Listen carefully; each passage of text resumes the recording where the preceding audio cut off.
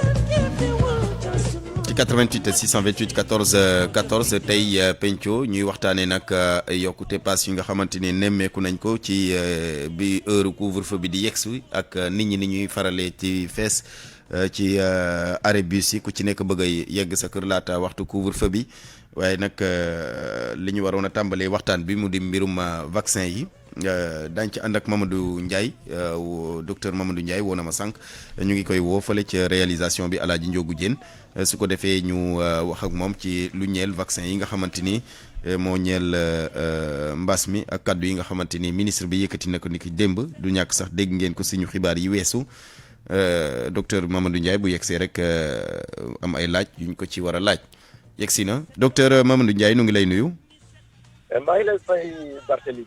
waaw du ñàkk dégg nga kàddu yi nga xamante ni kilifa gi ministre de la santé yëkkati na ko ci 200 000 doses yoo nga xamante ni ñu ngi koy xaar mu war a jógee fële nga xamante ni moo di Chine d'abord vaccin yi ñu wax ci Covid bi bari na am na AstraZeneca bu université Oxford am na Sputnik V bu Russie am na vaccin chinois bi di Sinopharm am na Moderna am na tamit Pfizer léegi nag yéen Sinopharm ngeen tànn muy vaccin bi nga xamante ni moo bàyyi ko ci Chine d'abord choix boobu lan moo ko lal.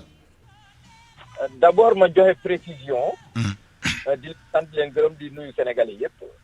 monsieur le ministre de la santé et de l'action sociale li mu wax mooy que Sénégal Chine def ko jagleel ay doses de vaccin may na ko ay 200,000 doses vaccin bi nga xam ne loolu mun na ko parce que moom lu mu am doyu ko mu may ñu 200,000 doses Sénégal di ko rafetlu waaye son excellence monsieur le président de la République ak monsieur le ministre de la santé et de l'action sociale également suñu plan de vaccination dafa yore ñaari tànk mooy ñu ngi liggéey ci li ñuy woowe initiative COVAX mooy di lëkkaloo ak réew yëpp pour mun a jot ci ay vaccin ci anam yu gën a bëre maanaam ñu am ko ci anam yu leer ak yu bëre dégg nga mooy initiative COVAX ñu ngi koy xaar ay vaccin yu fa war a jóge mais que président nee na aussi nañu liggéey ci sur le plan bilatéral mooy maanaam nañu lëkkaloo ak bépp xarit wala ki ñu mun a jàppale pour ñu mun cee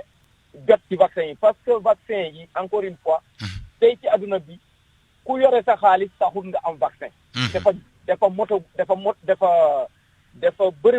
dafa bëriwul vaccin yi dafa bëriwul nattoon nañ ko déjà avant réewu adduna yëpp xamoon nañ ne que vaccin bi saa bu feeñee moom ci at bu njëkk bi waxuma sax weeru njëkk mais at bu njëkk bi li ñu mun a produire même firme pharmaceutique yi nee nañu munul doy donc de ce fait ku nekk soo seetee même ci initiative COVAX bi ñuy wax mooy maanaam ci réew mi fu ñu lëkkaloo liñ ci mun a ñàkk ci Sénégalais yi du passé 3,5 millions personnes ci ay nit maanaam ci li nga xam ne loolu moom mooy li nga xam ne vaccin yi suñ ko tijji woon tey ci liñ ñu jagleel ci maanaam ci li ñu mën a am réew bu nekk ci li ñu mën a am ñun Sénégal bi ñu nattee ci li ñu mën a am ak li nga xam ne ñun loolu la ñu kii du passé 3,5 millions personnes. kon daal bu vaccin de amit du Sénégal yëpp la ñuy vacciner. déedéet moo taxit d'ailleurs ma profité pour waxaale ko ministre de la santé et de l'action sociale waxaale na ko nee na li ñu may xam nga ne motul loolu. mais su dee am na lu ñëw dinañ ci def priorité mooy maanaam. waaw ci li ñu leen di may rek ngeen di yem wala da ngeen di jëndi.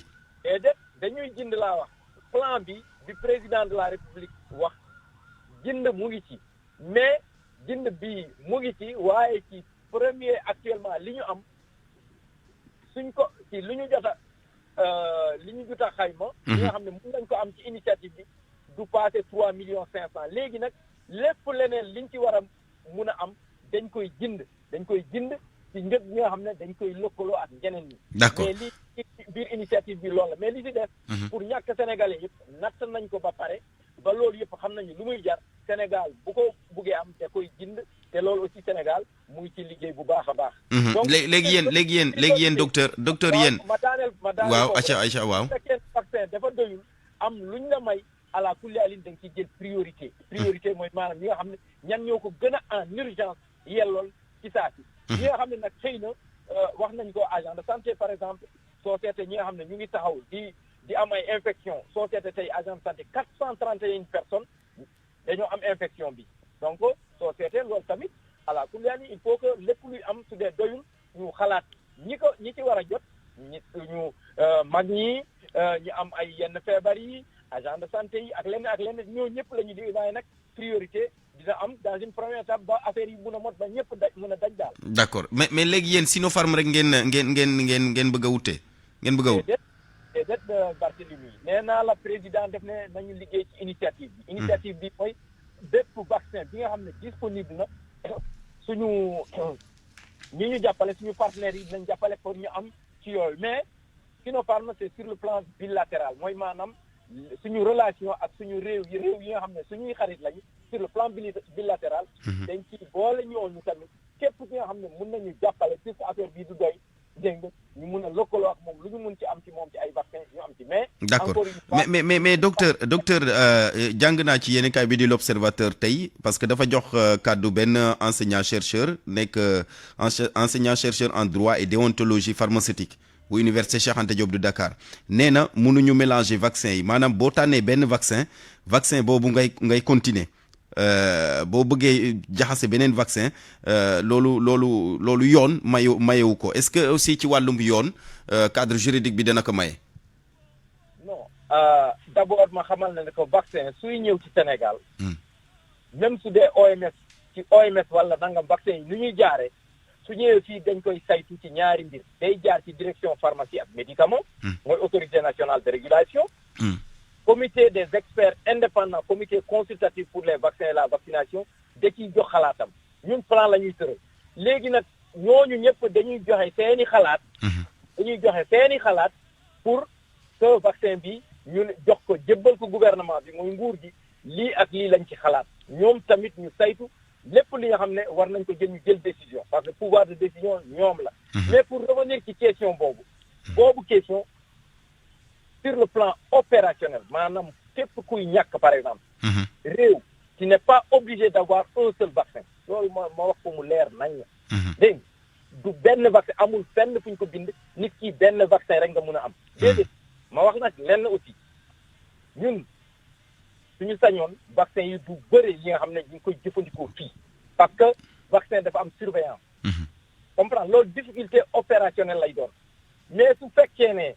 yow sur le plan surveillance ak sur le plan opérationnel mun nga xam ñii jël ñii lii jël lii loolu amul benn problème mais nag effectivement doo mélanger vaccin je suis d'accord maanaam doo jël bii mais ñun sur le plan opérationnel loolu mooy suñu liggéey nag Barthélemy vaccin su ma amoon par exemple 3 types wala 2 types de vaccin danaa fexe ba population bi may jagleel lii ma jagleel lii beneen vaccin loolu mun na nekk sur le plan loolu moom dana efficace ñii ñu jox leen vaccin bi ñii ñu jox leen ba ca des da ngay comprendre li ma bëgg a wax dégg nga bala parce que rajo dafa gaaw ñu wax leneen waxuma mélanger suppose je donne ma joxe la exemple man par exemple supposons ma joxe exemple rek ci siège ministère de la santé par exemple ma am vaccin ma ne siège yéen vaccin A ngeen am par exemple yéen ñi bi nekk ñëpp vaccin A beneen groupe su amee vaccin B mun na am vaccin B wala leneen noonu laa ko mën a waxee dama ne li gën mooy que sur le plan opérationnel ñi nga jagleel vaccin yi parce que suñ ko jëlee première dose parce que vaccin yi yëpp ñaari dose kese la fii nga jël ko 3 semaines après nga jëlaat bi bu dëgg loolu mun na nekk nit ki li nga jëloon boobu ngay jëlaat xam nga loolu nee naa la sur le plan surveillance agent de santé qualifié ñii ñàkk war nañu mun a ràññee loolu encore une fois c'est-à-dire que li gën a yomb ma wax la nag aussi lu leer il faut que wax ji leer li gën a yomb soo amee benn vaccin amoo benn problème mais su fekkee ne benn bii la ñu jël 3 semaines ou 4 semaines après ñu jëlaat beneen su fekkee ne ñaari vaccin nga am par exemple ñi jëloon bii ñoo ñu jëlaat dañuy des ak boobu te plan de communication bi aussi day accompagner parce que vaccin doo ko dugal ci population rek Barthélemy nit ñi di tëñëx di dem da ngay waxtaan ak nit ñi agent de santé yi dañ leen di former ñu am suffisamment de compétences surtout communication bi dana ci am solo lool sax soo gisee am na ñuy wax ne que vaccin war nañu commencer communication mais soo seetee lépp Barthélemy lu nekk saa bu jotee lay commencer vaccin bi dugg nga xam ban vaccin ngay am nga woo agent de santé yëpp di Sénégal dinañ leen former ku nekk ñu wax ko agent vaccin bi naka lay demee nii la communication ñu communiquer rajo yi communiquer yéen ngeen xam ci ñun ci xam ci lépp niñ ci xamul woon ñu xam ci parce que actuellement vaccin bu ñu ci joxe aussi dina ànd ak toute la documentation scientifique yëpp donc loolu amul benn problème par rapport à loolu la ñuy liggéey ñun dañoo am programme buy fonctionner depuis 45 ans du guleet ñu am benn wala ñaari vaccin non dégg nga laboratoire mun na am plusieurs vaccins d'ailleurs mais encore une fois ma préciser que kenn waxul jaxase déedéet les services du ministère les agents de santé sont suffisamment qualifiés pour pouvoir dispenser les vaccins comme il se doit et conformément aux directives du programme et aux recommandations scientifiques requise encore une fois sans mélanger sans amalgame sans rien d'autre loolu kese et sur le plan opérationnel maanaam opération bi ñu ngi koy organiser war nañ ko mën a organiser à tel point que problème bi ci am te vaccin dañ ko mos a saytu di ko surveiller encore une fois même les vaccins de routine ñi nga xam ne ñu ngi fi depuis 45 ans Barthélemy ma précisé ko vaccin boo gis bu ne weer bu nekk dañuy natt ñaata xale ñoo ñàkku ci Sénégal si ñu ñàkku ñooñu ñan ñoo ci am peut-être même effet parce que vaccin encore une fois mooy li nga xam ne dañ koo jël dugal ci yaramu nit ki nga xam ne feebarul loolu il faut nit ñi xam ko garab paracétamol wala aspirine wala leneen dañ ko jox ki nga xam ne daf feebar mais vaccin ki nga koy jox dara jotu ko kon kooku dañ koy saytu di xool yaramam naka la demee moo tax ndax du ko mën a ndax du ko mën a jural leneen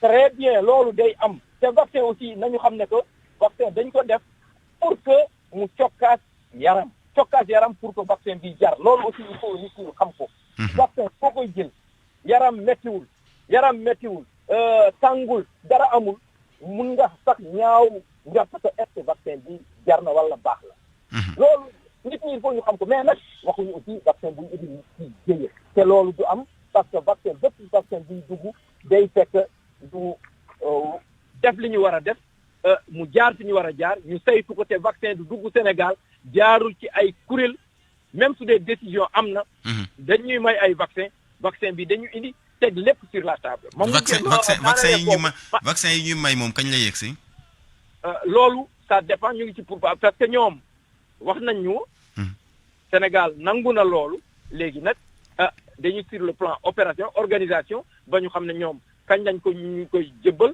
kañ la koy jógee ak kañ la ñuy ñëw loolu moom ci problème de calendrier rek moo am mais surtout ma rappeler encore une fois sénégalais yi nañu xam ne que vaccin autorité li mu wax rek mooy que vaccin dina ñëw mais terewul ne que joxe nañu ndigal vaccin yi nañu jaar fi ñu war a jaar yépp ñu saytu li ñu war a saytu ni mu waree pour que benn problème na am ma daanalee ci benn point président de la République son excellence monsieur le président de la République bi ñu wutalee benn garab bu jógee Madagascar bi ñu ko joxee maanaam moom dafa def li ko war mu gis garab ñu ne ko baax na mu ne ok suñ ko amee tamit baax na ci sénégalais man dama jabootee ñëpp il faut que ñu seet ndax kii bi baax na bi mu ñëwee da koo jébbal kuréel bi ko war a saytu boobu bi mu ko saytoo aussi def ne ko vaccin kii bi garab bi mu ngi nii mais liñ ci séentu amul liñ ci séentu ak loolu kon nag gis ngeen garab boobu kenn déggatu ko kon nag nañu xam ne rek que réew mi dafa am yoon président de la République ministre de la santé dañoo wax ne que lépp na tegu ci yoon mais na fexe ba ñu gaaw a xettali sénégalais yi parce que encore une fois Afrique wala Sénégal bu ñu tardé depuis ay weer ñu ngi wala ay mot na weer léegi réew développé yi ñu ngi ñàkk di rang di ñàkk kon nag ñun bu ñu jël ndaare ba ñun tamit feebar bi nga xam ne foofu la lëmbee woon mu jógee foofu ñëwaat waa fii ci suñu pays yi wala suñu kii yi et cetera te nit ñi d'accord kon daal léegi tamit ci yéen la na waxtaan gi gaaw su ko defee vaccin bi gaaw a yegsi waxtaan bi dina gaaw surtout nag waxtaan bi gaaw mais surtout aussi na ñi nga xam ne njóobeen ñi nga xam ne wala ñu sant bi ku nekk di xëy di wax li mu xam ak li mu xamul aussi ñu maandu ci tuuti ñu bàyyi ñi xam borom xam-xam yi ñu wax ci képp ku ci xamul dara tamit ñu xamal la ko rek kenn xamul lépp rek yàlla rek a xam waaye nag nit ku nekk di nga am ci nga xam ne moom nga doylu maanaam su waxee li kat war nga ko mën a gëm dégg loolu rek laa amoon lu ma ciy wax. jërëjëf sant di leen gërëm wasalaam. jërëjëf docteur Mamadou Ndiaye directeur de la prévention yore kàddug ministère de la santé ñu ngi koy gërëm ci disponibilité bi ndax c'est pas évident ci waxtu wi nga xamante ne ñu ngi waajal point du jour mu may ñu ci ay minutam muy lu am solo li mu wax it am na solo ñi nga xamante ni ñoom la seen xam-xam màcc ci wàll wi nañ leen bàyyi ñu def liggéey ba su ko defee lañ ca jàpp rek dañ ko yéggee askan wi ku ci nekk mën a xam vaccin ba.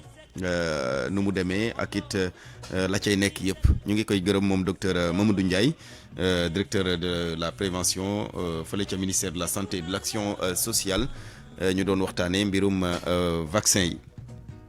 ñu yegg si nag ci ñaareelu pàccu penco tey ñuy wax ci mbirum couvre-feu bi ndax couvre-feu bi bañ ko tàmbaleek léegi jàppale ne daal bu 17h 18h jotee ay buuxanteeg ku nekk di daw wutali woto.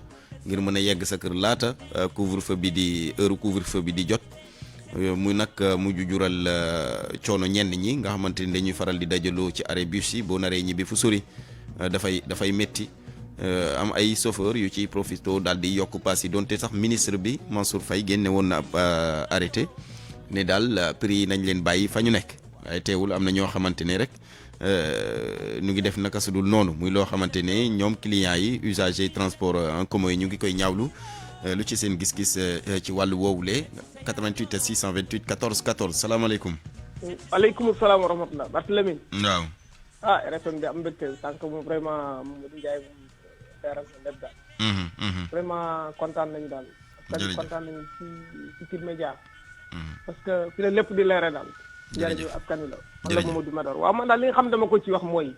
mooy dem bi ak dikk bi dañu respecté wax dëgg yàlla am yoon xam respecté li nga xamante ne bii moom la ministre du transport wax.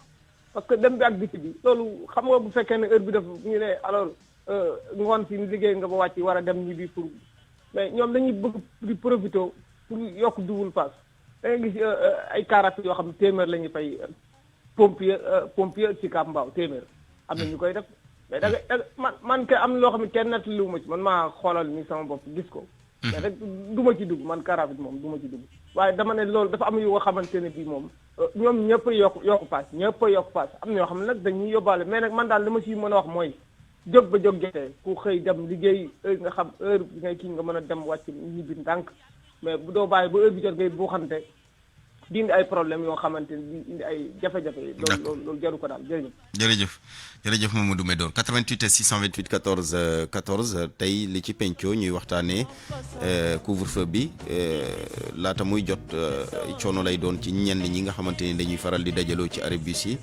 ku ci nekk yàkkamte am woto ba ñibbi sa kër yegg laata couvre-feu bi ñu nemmeeku ne am na ñu ci yokk paas Ablaye Diop dafa am kenn amul keneen ñuy xaar kenn ci ligne bi ci 88 628 14 14.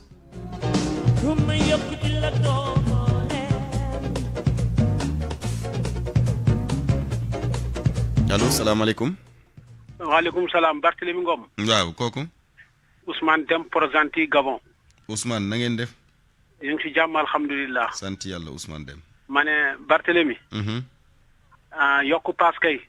si Sénégal la fekk baax xamuñu wàññi ñoom yokk rek la ñu xam.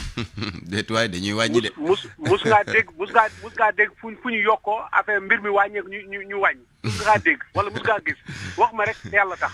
dañuy wàññi de yenn saa yi bu ñu wàññee njëgu essence bi dañuy wàññi.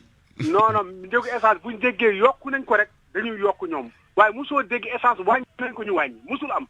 man de li ma nekk Sénégal Dakar yëpp musuma kaa dégg laa la wax.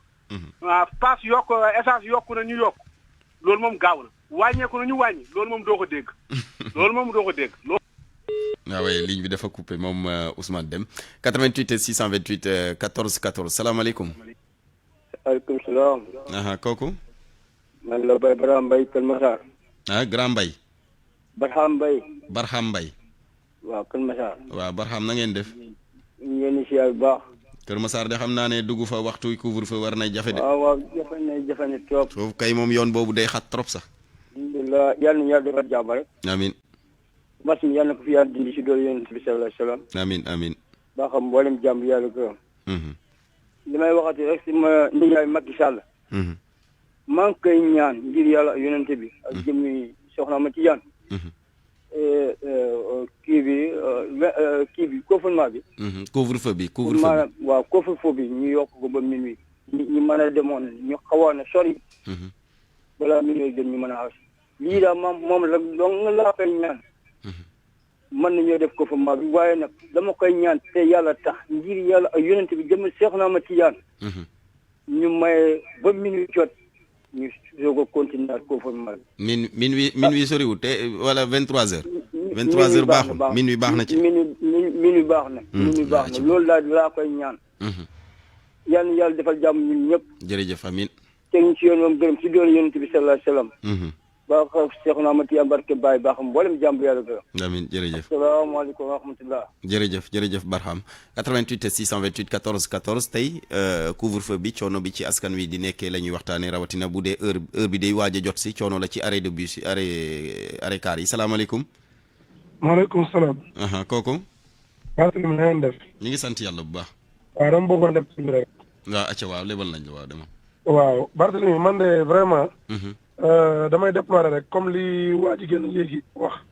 parce que vraiment li ma bëggoon wax rek la wax. mais ma bëggoon rek wax vraiment ay ñu mel ni ay Mamadou Médor. ñoom nañu rek wax dëgg yàlla parce que situation bu tollee fii. ak loo ànd ak nit ki vraiment waxal sa aqulaay taala te xam ne bu su penc tamit day ñëw. parce que tey ku dugg ci banlieue bi wala nga man Barthélemy man mii di wax ak yow dama yor oto. yor sama oto bopp. mais xëy na tey ji li ma mën sama moroom ak keneen mënu ko. tey boo taxawee ci arrêt yi ba gis nit ñi li ñuy dej. ba nga moom su taxawee naan ay doo toog fee doo nekk fi nga war a liggéey ba heure bi passé nga doog a buuxante. mais soo nekkee ci service commandé ñu tegal ay charte heure bi ngay xëy heure bi ngay wàcc comment tu peux faire. nan ngay def. il faut nga tënku si. donc soo xoolee tey pratiquement depuis ñu décrété couvre-feu bi nit ñëpp ñoo bokk heure bi ñuy wàcc. vraiment ñu ñaan encore une fois. firnde gi kay tali bi da ngay day xat kenn du am foo jaar yenn saay sax di nga nekk ci am di nga ne yenn saay di nga am oto nekk ci embouteillage ba waxtu couvre-feu bi fekk la ci. voilà merci beaucoup. merci beaucoup da ngay génn foo jaar yaakaar ne moo tane tey nga dee. waaw vraiment panique bi bëri na. situation bi métti na ñuy ñaan rek man li waa ji génn wax rek laay ñaan. mais ni le président su ko mënee yokk au moins mu yokku temps bi wax dëgg yàlla permettre nit ñi ñu mën a regagner seen ay kër. vraiment tamit jënd si waaw. ñi nga xam ne dañuy jaay guddi gi jaay vraiment waaw. daal ñaan yàlla ku nekk mën a yegg sa kër laata couvre-feu bi waaw ku nekk mën a yegg sa kër. feebar bu jóge fi. d'accord jërëjëf Mamadou Médor sooy waxati ngir yàlla laay wër suuli seetal yàlla ci li ngay wax. d'accord jërëjëf dafa lépp turam 88 628 14 14 Abdoulaye bu amee keneen salaamaaleykum. waaleykum salaam wa rahmatullah. kooku. Goro Baye Fall Kër Seye di wootee Diourbel. Goro Baye Fall Kër Seye di wootee Diourbel. Goro na ngeen def naka waa Diourbel. ñu ngi sant rek di siyaar ñi. jërëjëf ñu ngi delloo siyaar waaw. di jaajëfal waaw Mamadou Ndiaye moomu. wax dëgg yàlla docteur boobu jàmbaar lañu. waa ministère bi di jaajëfal président ci taxawaay bi mu taxawoo askan wi. di wax ni couvre-feu bi moom suñu sañoon ñu avancé ko parce que ku ne xam na ni Sénégal ak Ndakaaru ni mu xatee. war nañ ko mën a loolu daal ñu ngi koy sàkku di ko ñaan ndax da ngay bëgg a dem doo mën a dem. te 21h moom dafa gaaw a jot. waaw dafa gaaw a jot di nga am oto sax du mën a dem. di nga am oto du mën a dem di nga bëgg oto te doo ko am. te it Sénégal ku ne xam na li fi am lépp lu manqué dañ koy yokk. bu dee jar fukk dana ko yóbbu ñeent fukk ba juróom fukk mbaalu ko ëpp. lépp lu ñu xalaat ne buñ ko defee di kii te it di nga toll foo xamante ni bii ak ñi nga xam ne ñu ngi liggéey yenn heures yi du ñu mën a liggéey ba pare boo doo mën a li nga war a liggéey doo ko liggéey ba pare bëgg a dem doo mën a dem te it nañu bàyyi xel entreprise yi tamit am na loo xam ni peut-être dinañ ko bëgg te duñ ko mën parce que entreprise boo ko yoree bëgg a wàññi sa heure liggéey ak yeneen bëgg koo fay ci ni nga ko war a fayee itam peut-être boo amul doole bi itam mën na la indil jafe-jafe. te lu itam jafe-jafe boobu ci lañu war a xalaat daal. parce que entreprise yi il faut ñu leen di dooleel ñuy mën a jàpp ci emploi ci réew mi. d'accord waaw te def loo mënul itam dafa xaw a jafe. dafa xaw a jafe trop wax dëgg yàlla président li muy def lépp mu ngi koy def ngir sàmm askan wi ak aar leen kon ñàkk yi nañ ci gën a taxaw. te it ñu bàyyi yàq gi amul njëriñ Sénégal loo def ñu dugal ci politique.